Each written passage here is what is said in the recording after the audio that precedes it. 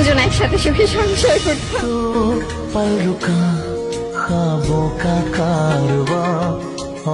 আমার থেকে বেটার পাইছো?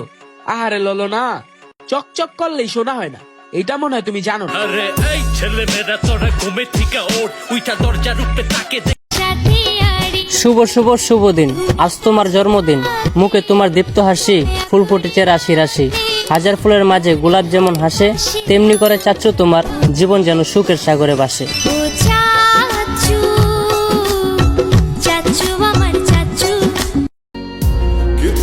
শখের মানুষটারে হারায়া ফেললে মানুষ আর কোনো কিছুরই আশা করে না।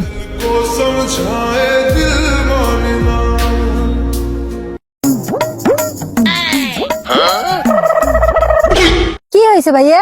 নিচে দেখেন কি হয়েছে। আমি পারি না আর পারি না।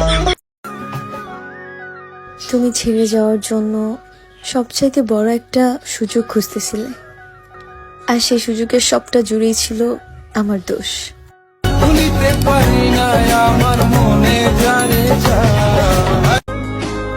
আমাকে দেখতে আসিও মায়াবতী শেষ জানাজার আগে, যেন পরকালে তোমাকে দেখার একটু স্বাদ না জাগে।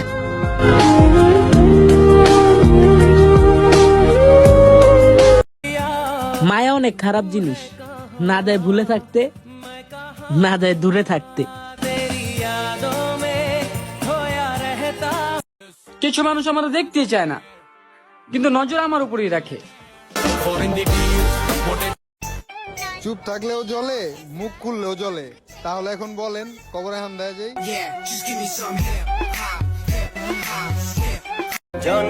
আমি সেদিনই মরে গেছি, যেদিন আমার সোয়াচান পাখিটারে অন্যের বুকে দেখছি। লোহা যেমন পরে